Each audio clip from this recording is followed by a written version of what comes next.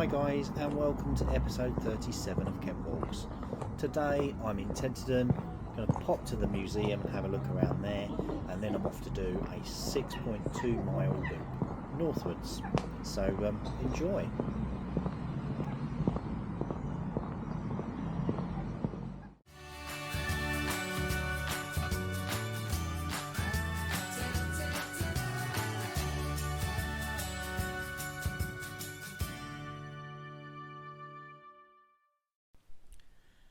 So, let's have a look at the route. Head north from the museum and over the rails past the station. Follow the path northwest, crossing the road by Potts Farm, and head north past Breaches Pond and into Gribble Wood. Head right at the road and leave it again just past Haffenden Farm. Follow the A262 for a short while before heading south through the golf course and navigating the outskirts of St Michael's to continue south back to the start.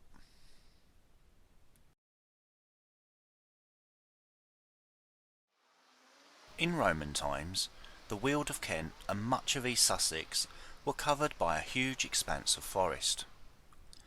A Roman road from Thanet passed through the district, but it was not until Saxon times that a settlement was recorded. In Old English, Tenet Warridan described a den or a clearing in the forest belonging to the men of Thanet, and the town's name is derived from this ancient identification. Tenterden first rose to affluence as a centre for the wool trade in the 13th century. In 1331, Edward III prohibited the export of raw wool and brought weavers and dyers from Flanders to teach the English to manufacture finished cloth, and in the subsequent decades Tenterden's prosperity grew. Despite this relative affluence, a number of townsfolk supported the peasants' revolt and joined Wat Tyler's march on Canterbury and London in 1381. The town, unlike other wool centres in the Weald, has the advantage of access to the sea. Much of what is now Romney Marsh was underwater, and ships docked at Smallhithe. Wood from the Wealden forest was used to construct ships, and in 1449 Tenterden was incorporated into the Confederation of Cinque Ports as a limb of Rye. Ships built in the town were then used to help Rye fulfil its quota for the Crown. As a Cinque Port, Tenterden enjoyed virtual self-government, was exempt from national taxation, and represented at the coronation of the monarch. The latter privilege is still jealously guarded, and the town still retains a mayor, but sadly exemption from taxes no longer applies. In the 15th and 16th centuries, changes in the coastline meant that the Cinque Ports lost much of their influence. Indeed, Tenterden lost all access to the sea, and today is some 10 miles from the coast. The town has escaped much of the major development now commonplace elsewhere, and remains one of the most picturesque in Kent, and known locally as the Jewel of the Weald.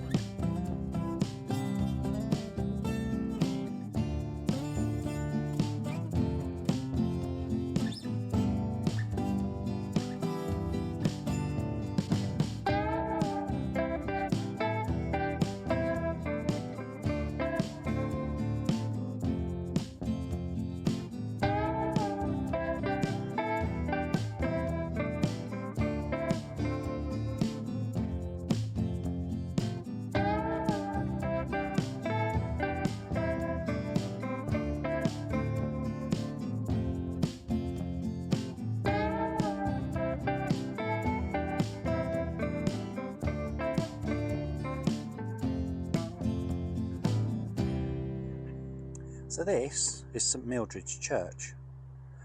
The church dates back from the 12th century and was progressively enlarged until 1461, when the distinctive tower was constructed. St Mildred was the granddaughter of Egbert, founder of Thanet's Minster Abbey, and it's believed that a Saxon church dedicated to her stood in the parish from the 8th century. The suburb, now called St Michael's, was known as Boar's Isle until Victorian times, when a church dedicated to St Michael was built to serve this community. The church was consecrated in 1863, but construction of the steeple took a further 12 years.